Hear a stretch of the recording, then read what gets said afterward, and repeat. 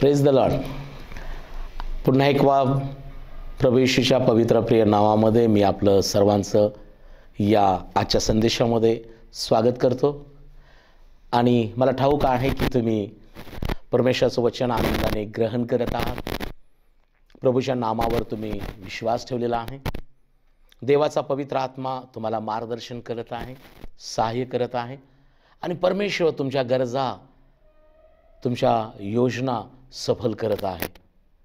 कारण शास्त्र सांगतं, प्रभू येशूने स्वतः म्हटले, जो विश्वास धरून माझ्या नामात मागतो त्याला मी देतो. आणि प्रियानो, तो आपला प्रभू येशू ख्रिस्त आहे की जो मत्ती 7 म्हणतो, मागा म्हणजे तुम्हास मिळेल, शोधा म्हणजे सापडेल, ठोका म्हणजे तुम्हासाठी उघडलं जाईल. प्रियानो, जो मागतो त्याला मिळतं, जो शोधतो त्याला सापडतं, आणि जो ठोकतो त्याच्यासाठी उघडलं जातं.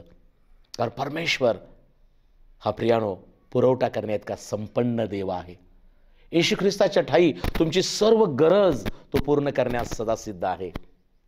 येशू ख्रिस्ताने म्हणूनच प्रियानो राखून स्वतःला न ठेवता सर्व काही आपणास दिलं आहे.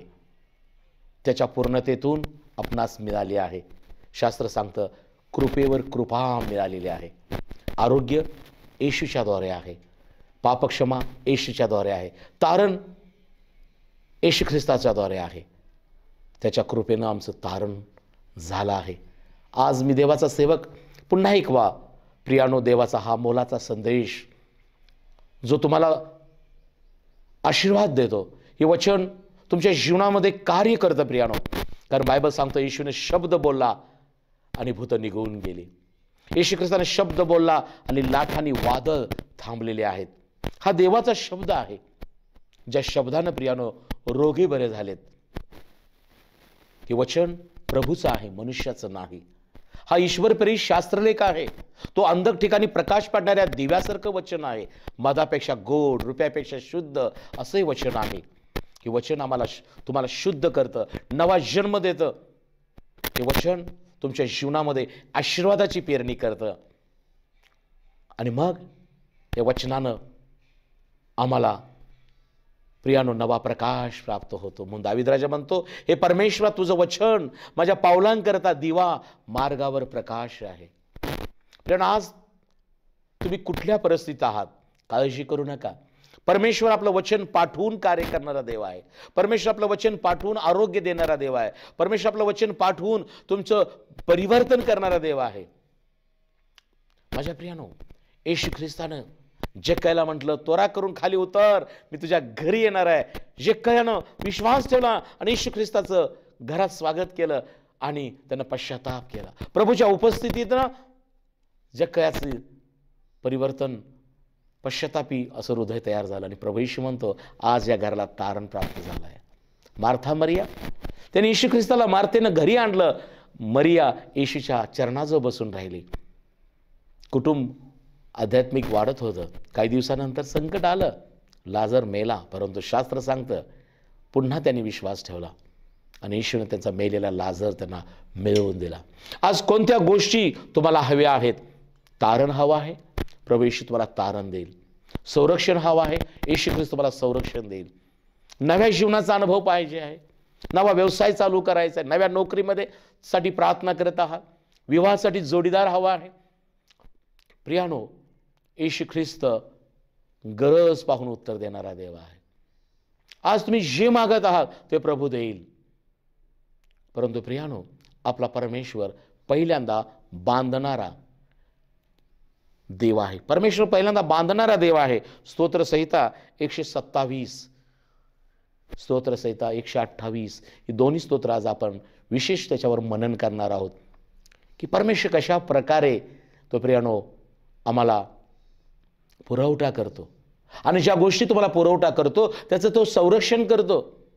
ज्या गोष्टी तुम्हाला तो देतो त्या टिकाऊ असतात. आणि म्हणून स्तोत्रसंहिता 127 आपण पाहूया. दावीद राजा म्हणतो, परमेश्वर घर बांधत नाही तर ते बांधणाऱ्याचे श्रम व्यर्थ आहेत. परमेश्वर नगर रक्षित नाही तर पहारेकऱ्याचे जागणे व्यर्थ आहे. तुम्ही पहाटे सुटता, उशिराने विश्रांती घेता व कष्ट करून अन्न खाता, पण तुमचे हे करणे व्यर्थ आहे. तोच आपल्या प्रियजनास तोच आपल्या प्रेजनास लागेल ते झोपी देतो. पहा, संतती ही परमेश्वर दिलेलं धन आहे. पोटचं फळ त्याची देणगी आहे. तरुणपणातले पुत्र हे वीराच्या हातातील बाणांप्रमाणे आहेत. ज्या पुरुषाचा भाता अशाने भरला आहे तो धन्य. वेशीवर शत्रूंशी बोलचाली होत असता ते ओशाळणार नाहीत. स्तोत्रसंहिता 127 1-5 ही वचनं पुष्कळदा तुम्ही वाचला असाल, ऐकले असेल. परंतु आज परमेश्वर वेगळ्या पद्धतीनं पवित्र आत्म्याच्या द्वारे तुम्हाला बोध करत आहे की जो परमेश्वरानं दाविदाला या गोष्टी कळवल्या, तो परमेश्वर काय म्हणतो दाविदाच्या मुखानं, की परमेश्वर घर बांधत नाही तर बांधणाऱ्याचं श्रम व्यर्थ आहे. परमेश्वर नगर रक्षित नाही, पहारे काय जागणे व्यर्थ आहे. आम्हाला हे ठाऊक आहे की सृष्टी परमेश्वरानं निर्माण केली. परमेश्वरानं येदेन बाग निर्माण केली आणि परमेश्वरानं या सृष्टीवरती सर्व काही निर्माण केलं आणि तो म्हणतो सर्व काही चांगलं आहे. कारण परमेश्वर जे निर्माण करतो ते चांगलं आणि उत्तम आणि टिकाऊ असतं. परमेश्वरानं पहिल्या मानवाला प्रियानं त्याची सहकार्य दिली. तेव्हा आदाम देखील म्हणाला, ही माझ्या हाडातला हाड, मांसातलं मांस आहे, हिला नारी म्हणावे. आदाम खुश झाला नारीला पाहून. म्हणजे परमेश्वरानं त्याला जो जोडीदार दिला तो उत्तम आणि चांगलाच होता. Hello, praise the Lord. पण परमेश्वर ते देतो ना, ते उत्तम आणि चांगलंच देतो. परंतु प्रियानो, मानव निर्णय घ्यायला, मानव निश्चय करायला चुकतो प्रियानो. पण परमेश्वरानं सृष्टी चांगली निर्माण केली, आकाशात सूर्य चंद्र तारे निर्माण केलेत, आज इथे आम्हाला प्रकाश देत आहेत. मानव चांगला निर्माण केला. प्रियानो, परमेश्वर हा या सृष्टीचा निर्माण करता देव आहे आणि त्यानं या सृष्टीला निर्माण केली आहे, त्यानं बांधलेली आहे. म्हणून आज ही सृष्टी तग धरून आहे. Praise the Lord. आज ही परमेश्वर या सृष्टीचं संरक्षण करत आहे आणि म्हणून सर्व गोष्टी स्थिर आहेत. परंतु आज तुमच्या कौटुंबिक जीवनाविषयी परमेश्वर म्हणत आहे की जर परमेश्वर तुमचं कौटुंबिक घर जर बांधत नाही तर बांधण्याचं श्रम व्यर्थ आहे. आज जर तुम्हाला तुमचं कौटुंबिक जीवन, तुम्ही आई वडील असाल, तुमची मुलं असतील, तुमच्या कुटुंबातले लोक, की हे तुमचं घर हे परमेश्वरानं योग्य पद्धतीनं बांधणं हे महत्वाचं आहे. प्रियानो, परमेश्वर कुटुंबाचा संस्थापक आहे. आदाम आणि हव्वा हे परमेश्वराचं कुटुंब होतं. परमेश्वर त्यांना एदेन बागेत सुरक्षित ठेवलं होतं. परमेश्वर त्यांना आशीर्वाद दिला होता, आज्ञा दिल्या होत्या. आणि तरी देखील हे परमेश्वरानं बांधलेलं कुटुंब पतन पावलं, ढासळलं. याला कारण काय? की प्रियानो, परमेश्वरानं ज्या गोष्टी सांगितल्या होत्या की कोणत्याही झाडाचं फळ खा, पण ते खाऊ, मधल्या झाडाचं खाऊ नकोस. सैतानानं प्रियानो यांची मनं फिरवली, त्यांचे विचार बदललेत आणि या कुटुंबानं आपल्या परमेश्वराच्या गुज आणि गुड गोष्टी, गुपित गोष्टी सैतानाला सांगितल्या. आज ज्या कुटुंबात तुम्ही राहतात प्रियानो, आई वडील हे परमेश्वर तुम्हाला दिलेले आहेत. परमेश्वर तुम्हाला संतती दिलेली आहे, ही धन देणगी आहे. परमेश्वर तुमचा परिवार उभा केलेला आहे. तुम्ही एकमेकाशी विश्वासू असणं, तुम्ही एकमेकाच्या आज्ञेत राहणं, तुम्ही एकमेकाच्या प्रीतीत राहणं आणि परमेश्वराच्या आज्ञेत, परमेश्वराच्या विश्वासात, परमेश्वराच्या प्रीतीमध्ये दक्ष राहणं ही फार महत्वाची जबाबदारी आहे. सैतान हा गरजणाऱ्या सिंहासारखा आहे. तो कोणाला गिळावी शोधित फिरतो. पेत्र त्याच्या पत्रामध्ये म्हणतो, सैतान हा गरजणाऱ्या सिंहासारखा आहे. तो कोणाला गिळावं शोधित फिरतो. परंतु त्याच्या विरोधात आम्ही विश्वासात दृढ राहिलं पाहिजे. देवावरला विश्वास, एकमेकावरला विश्वास फार महत्वाचं आहे. पहिलं कुटुंब परमेश्वर बांधलं होतं, परंतु सैतानानं ते वाढलेलं आहे प्रियानो. का? तर त्यांनी परमेश्वराची आज्ञा मांडली नाही, सैतानाची ऐकलं आणि त्यांचं पतन झालं. ते नग्न झाले, ते लपलेत, ते मरण त्यांच्या जीवनामध्ये आलं. माझ्या प्रियानो, दावीद राजा म्हणतो, परमेश्वर जर घर बांधत नाही तर बांधणाऱ्याचे श्रम व्यर्थ आहे. परमेश्वर बांधतो. परमेश्वर आज तुमचा कुटुंब, तुम्हाला चांगलं परिवार दिलेलं आहे. आई वडील दिलेले आहेत, आई वडिलांना पुष्कळ चांगल्या गोष्टी तुम्हाला दिल्या, जन्म दिला, शिक्षण दिलं, बऱ्याच काही गोष्टी दिलेल्या आहेत. परमेश्वरानं आई वडील हे आशीर्वादाचं ठिकाण आहे. त्यांच्या बोध, त्यांच्याकडून मिळणारे सूचना, त्यांच्याकडून मिळणारे काही गोष्टी आम्ही ऐकल्या पाहिजेत. जसं जसं मुलं मोठी होतात तेव्हा आई वडिलांना मान सन्मान देणं प्रियानो कमी करतात आणि मग अशा कुटुंबाला सैतान पाडायचा नक्की प्रयत्न करतो.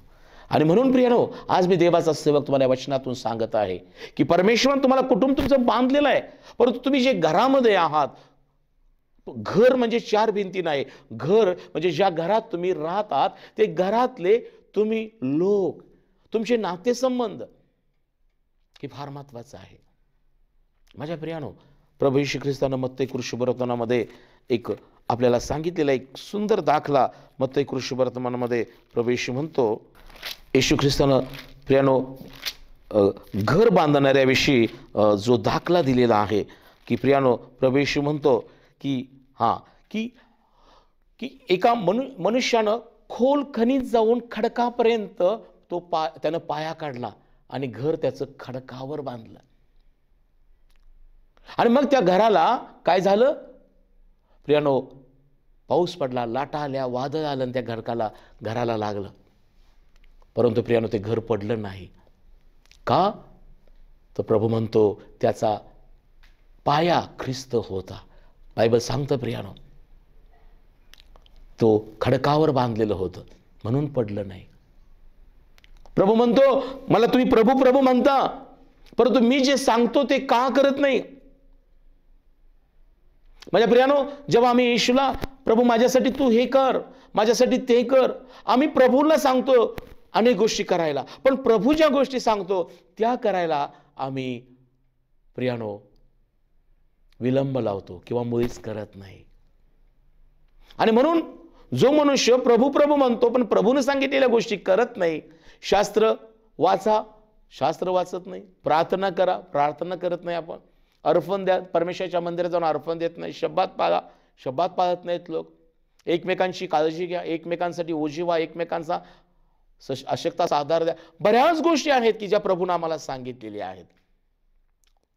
गरिबांची काळजी घ्या, अनाथ पोरक्या विधवांची काळजी घ्या, बऱ्याच गोष्टी.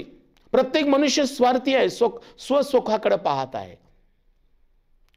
आणि म्हणून प्रियानो, परमेश्वर हा घर बांधणारा आहे, परंतु जे त्याचं वचन ऐकून त्याप्रमाणे करतात त्यांचं घर परमेश्वर मजबूत ठेवतो. परंतु आम्ही प्रभू प्रभू म्हणतो पण प्रभूचं ऐकत नाही, तर प्रियानो परमेश्वराला घर बांधण्यासाठी नाही तर सैतानाला घर पाडण्यासाठी आपण मदत करतो. आणि म्हणून पहिली महत्वाची गोष्ट की परमेश्वर घर बांधतो, पण परमेश्वरानं जर घर बांधावाशीचे असेल तर प्रियानो आम्ही परमेश्वराच्या आज्ञा आणि परमेश्वराच्या गोष्टीकडे लक्ष दिलं पाहिजे. परमेश्वर नगर रक्षित नाही तर पहारेकऱ्याचे जागणे व्यर्थ आहे. नगराचं रक्षण करणारा परमेश्वर आहे प्रियानो, घराचं संरक्षण करणारा देव आहे. आणि म्हणून आज एक महत्वाची गोष्ट लक्षात घ्या की पहिली गोष्ट ही आहे की ज्या घरात तुम्ही आहात ते घर म्हणजे तुमचा परिवार परमेश्वराच्या आज्ञापालनात आणि परमेश्वराच्या अधीनतेत राहिला पाहिजे. तेव्हा परमेश्वर तुमच्या घराला प्रियानो बांधतो, सुरक्षित ठेवतो. ख्रिस्त हा खडक बनतो आणि मग अनेक संकट, आजारपण असेल, दुःख, दारिद्र्य, निराशा, काळजी, चिंता, दबाव, अनेकांकडून तुम्हाला टीका, अनेक आर्थिक समस्या येतील, आजारपण येईल, घाबरू नका.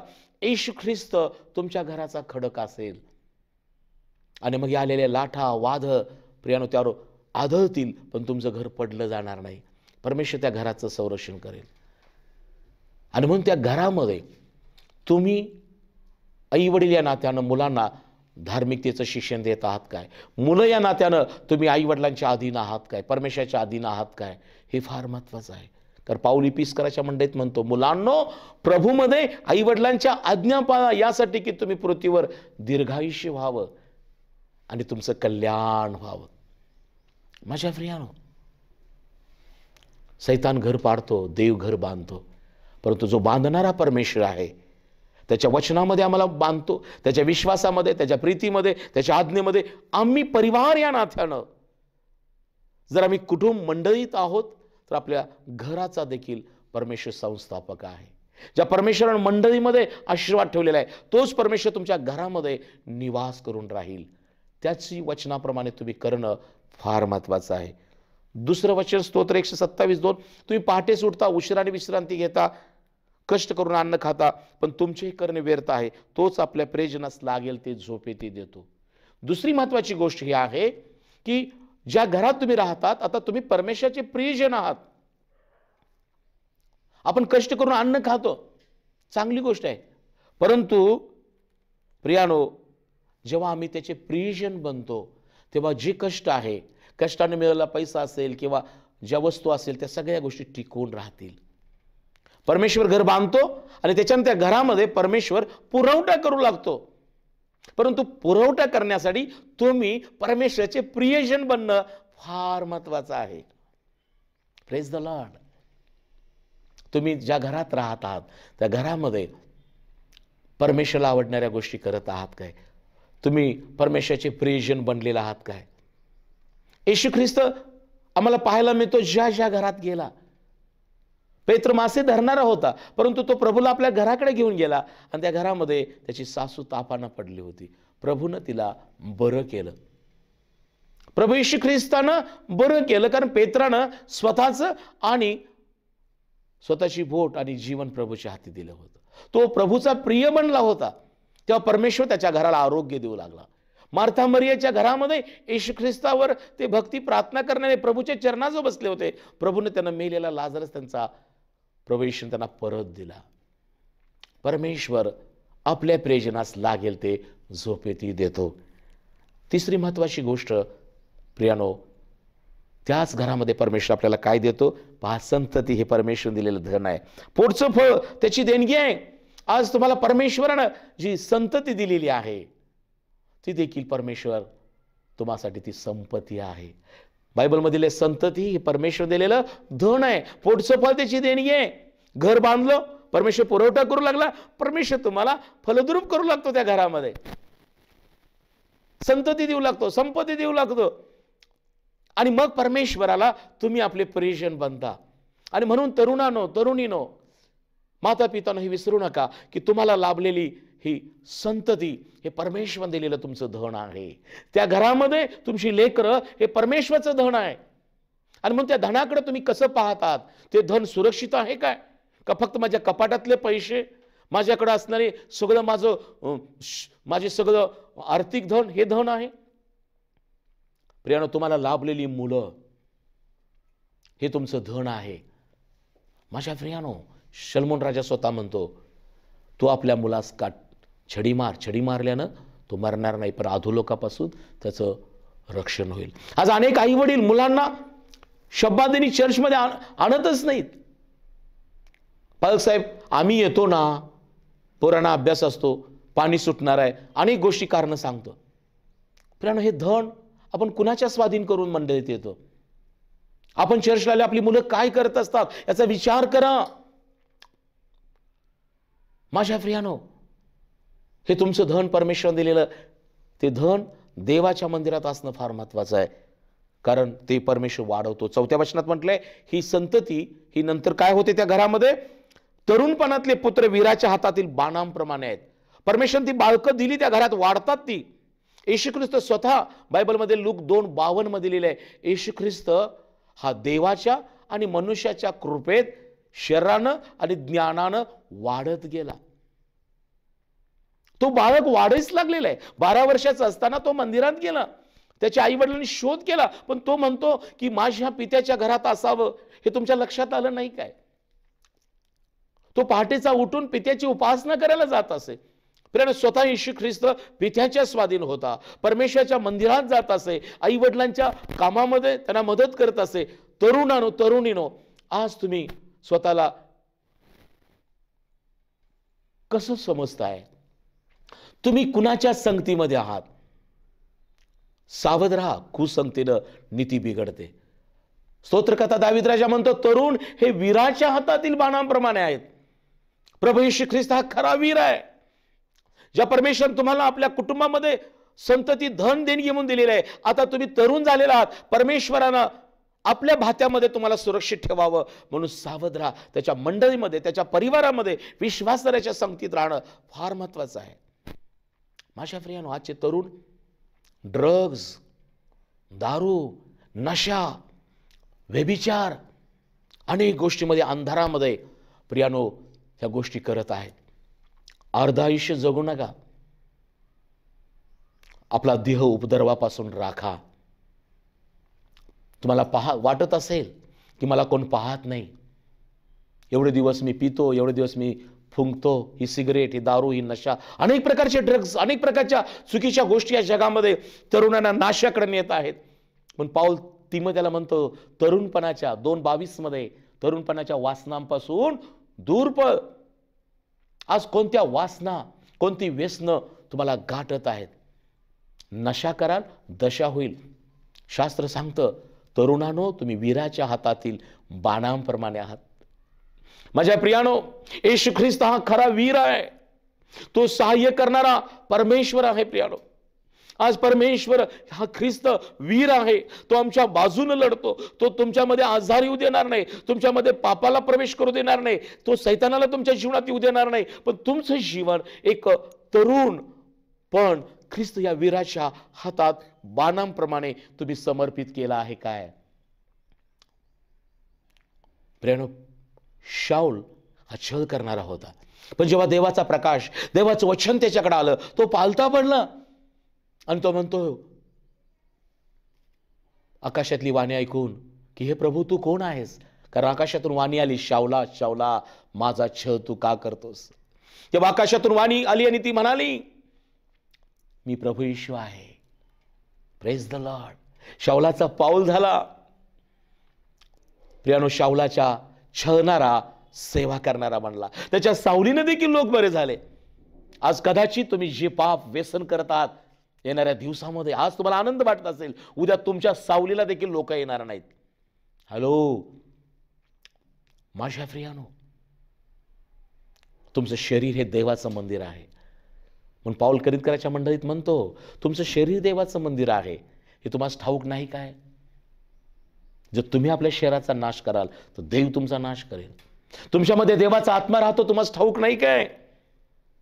शलोमोन राजा नीती उपदेशकाच्या पुस्तकात म्हणतो, हे तरुणा, आपल्या तरुणपणात निर्माण करत्याला स्मर, आपला देह उपद्रवापासून राख. असे दिवस येत आहेत त्यात मला सुख नाहीशी म्हणशील. आजच्या जगाच्या परिस्थितीकडं, आज सभोवताला मी पाहिलं तरुणांची अवस्था, जगाची अवस्था, तर प्रियानो, लोकांना शांती नाही, लोकांना स्वास्थ्य नाही, महागाई वाढलेली आहे, आजार वाढलेले आहेत. अनेक हॉस्पिटलमध्ये आम्ही पाहतो लोक बिछाण्यावर तळपत आहेत. अनेक दारूच्या दुकानामध्ये गर्दी चालू आहे. नाशाकडे चाललेले आहेत लोक. तुम्ही सावध राहा. माझ्या प्रियानो, तुमच्या घरामध्ये परमेश्वर तुम्हाला एक परिवार म्हणून बांधलेलं आहे. परमेश्वराने तुम्हाला आपले प्रियजन बनवलेलं आहे. परमेश्वरानं संतती धन देणगी तुम्हाला साठी दिलं आहे. परमेश्वरानं तुम्हाकडे पाहताना तो वीर तुम्हाला बाणांप्रमाणे परमेश्वर सांभाळू इच्छितो. आणि मग परमेश्वर म्हणतो, ज्या घरात ज्या पुरुषाचा भाता आशानी भरलाय तो धन्य. वेशीवर शत्रूंची त्यांची बोलचाली होत असता ते ओशाळणार नाहीत. तुमच्या आई वडिलांना कशाची वाण पडणार नाही. परंतु अनेक तरुणांना मी सांगू इच्छितो, देवाचं वचन सांगत आहे, पश्चाताप करा आणि प्रभूकडे वळा. आणि मग तुम्ही जेव्हा तरुण विवाहबद्ध होता, स्तोत्र 128 मध्ये बायबल सांगतं, धन्य तो पुरुष जो परमेश्वराचं भय धरतो, जो त्याच्याच मार्गाने चालतो. तू आपल्या श्रमाचे फल खाशील, तू सुखी होशील, तुझे कल्याण होईल. तुझ्या माजघरात तुझी स्त्री जणू काही द्राक्षीच्या सफळ वेलासारखी होईल. तुझी मुले तुझ्या मेजासोबती जैतुनाच्या रोप्यांसारखी होतील. पहा, परमेश्वराचं भय धरणारा पुरुष याप्रमाणे आशीर्वाद पावेल. जेव्हा तुम्ही तरुणानो, परिवार हो, पुरुष बनता, परिपक्व होता, वय वाढतं, तुमचा विवाह होतो, तुम्हाला मुलं होतात, हे कुटुंबामध्ये सुरूच असतं. आणि त्यानंतर शास्त्र स्तोत्र 128 मध्ये दावीद राजा म्हणतो, मग तुम्ही जे पुरुष, ज्या स्त्रिया, त्या धन्य आहेत. कोण? जो पुरुष परमेश्वराचं भय बाळगतो आणि त्याच्या मार्गाने चालतो. देवाचं भय बाळगणारे अनेक आहेत. सैतान पण देवाचं भय बाळगतो. देवाचं भय फक्त बाळगण्यात आनंद मानू नका, तर देवाचं भय बाळगून भय बाळगणं म्हणजे त्याच्या मार्गाने चालणं. योहानाच्या पत्रात लिहिलेलं आहे, परमेश्वराचं भय बाळगणं म्हणजे दुष्कर्मांचा त्याग करणं. परमेश्वराचं भय बाळगणं म्हणजे त्याची आज्ञा पाळणं. परमेश्वराचं भय बाळगणं म्हणजे सन्मार्गानं चालणं. परमेश्वराचं भय बाळगणं म्हणजे दुष्कर्मांचा त्याग करणं. म्हणून दावीद राजा स्तोत्रांची सुरुवात करतानाच स्तोत्र 1 मध्ये म्हणतो, धन्य तो पुरुष जो परमेश्वराच्या शास्त्रात रमतो, जो त्याच्या शास्त्राचं अहोरात्र मनन करतो. जो दुर्जनांच्या धन्य तो पुरुष जो दुर्जनांच्या मसलतीने चालत नाही, पापीजनांच्या मार्गात पाऊल घालत नाही आणि धर्मनिंदकांच्या बैठकीत बसत नाही, तर परमेश्वराच्या शास्त्रात रमतो, त्याच्या शास्त्राचं अहोरात्र मनन करतो. जे झाड पाण्याच्या प्रवाहात लावले असता आपल्याला हंगामी फळ देतं, ज्याची पाने कदापि कोंबजत नाहीत, अशा झाडासारखा तो आहे. आणि जे काही तो हाती घेतो ते सिद्धीस जाते. दुर्जन तसे नाहीत, ते वाऱ्याने उडून जाणाऱ्या भुसासारखे आहेत. यामुळे दुर्जन न्यायसमीत टिकायचे नाहीत, पापीजन धार्मिकाच्या मंडईत उभे राहायचे नाहीत. कारण धार्मिकाचा आयुक्रम परमेश्वराला अवगत असतो, पण दुर्जनांचा आयुक्रम नष्ट होतो. आज आम्ही सभोवताली पाहत आहे, दुष्ट दुर्जन, वाईट, पाप, व्यसन, व्यभिचार, जारकर्म, अनेक गोष्टीमध्ये लोक गुंतलेले आहेत. सैतान त्यांचा परिवाराला पाडत आहे. पण आज आनंदाची गोष्ट ही आहे की जेव्हा तुम्ही आशीर्वादित होऊ इच्छिता, परंतु दावीद राजा म्हणतो, धन्य तो पुरुष जो परमेश्वराचं भय धरतो आणि त्याच्या मार्गाने चालतो. तू सुखी होशील, तू आपल्या श्रमाचं फळ खाशील. तुझ्या माझघरात तुझी स्त्री जणू काय द्राक्षीच्या सफळ वेलासारखी होईल. तुझी मुले तुझ्या मेजासोबती जैतुनाच्या रोप्यासारखी होतील. परमेश्वर सियोनातून तुला आशीर्वाद देव आणि तुझ्या आयुष्याचे सर्व दिवस यरुशलेमाचे कल्याण तुझ्या दृष्टीस पडो. तुझ्या मुलांची मुले तुझ्या दृष्टीस पडो. पहा परमेश्वर किती मोठा आशीर्वाद ठेवलेला आहे.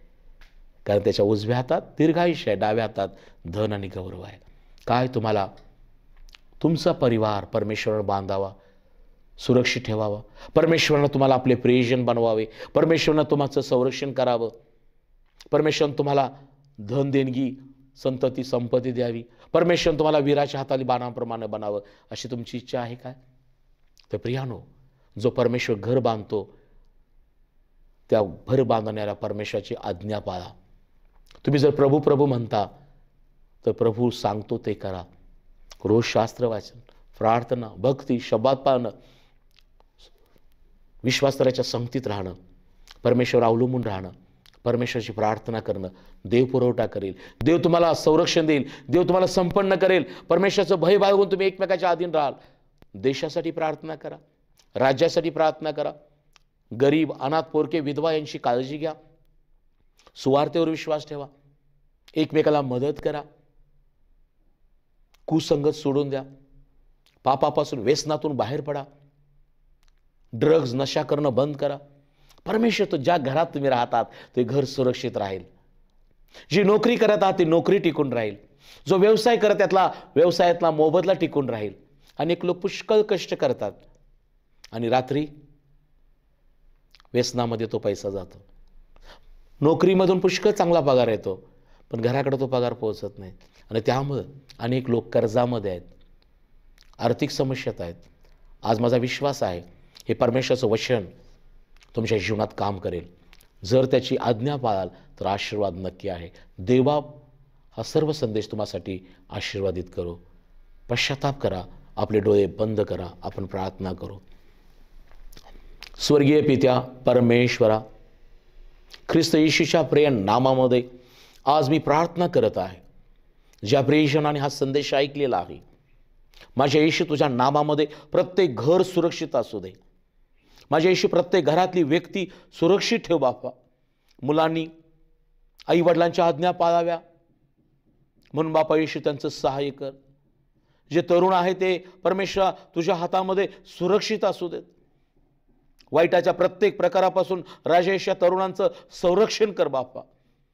पाप, व्यसन, ड्रगची नशा, सर्व वाईट गोष्टी येशूच्या नामामध्ये प्रत्येक व्यक्तीमधून निघून जाऊ दे. माझे येशू मी प्रार्थना करतो प्रभू, प्रत्येक घराला तारण दे प्रभू येशू. प्रत्येक तरुणाला नवीन जीवनाचा अनुभव दे प्रभू येशू. प्रत्येकाला परमेश्वर दे बापा दीर्घायुष्य लाभू दे. मुलांची मुलं त्यांच्या दृष्टीस पडू दे. दया प्रभू येशू मी प्रार्थना करतो, जे उद्योग करत आहेत, व्यवसाय करत आहेत, त्यामधून प्राप्त होणारं उत्पन्न बापा येशू चांगल्या गोष्टीच्या आणि त्यांच्या लेकरांसाठी उपयोगी पडू दे. जी नोकरी आहे ती सुरक्षित राहण्यास माझ्या येशू त्यांचं सहाय्य कर. माझ्या येशू मी प्रार्थना करतो प्रभू, हा संदेश ऐकून ज्यांनी पश्चाताप केला आहे, ज्यांनी निर्णय घेतला आहे प्रभू की तुला प्रभू तुझा ऐकण्याचा, त्यांचं सहाय्य कर. प्रत्येक घर माझे येशू सुरक्षित असू दे, हा भारत देश सुरक्षित असू दे, या राष्ट्राचं संरक्षण कर प्रभू अशी प्रार्थना करतो. माझ्या येशू या देशामध्ये तुझी शांती असू दे, या देशातला प्रत्येक वर्ग सुरक्षित असू दे आणि तुझं गौरव होऊ दे. येशूच्या नावाने ही प्रार्थना केली नाही पिता, आमेन. देवबाप तुम्हाला आशीर्वादित करो. Praise the Lord. God bless you.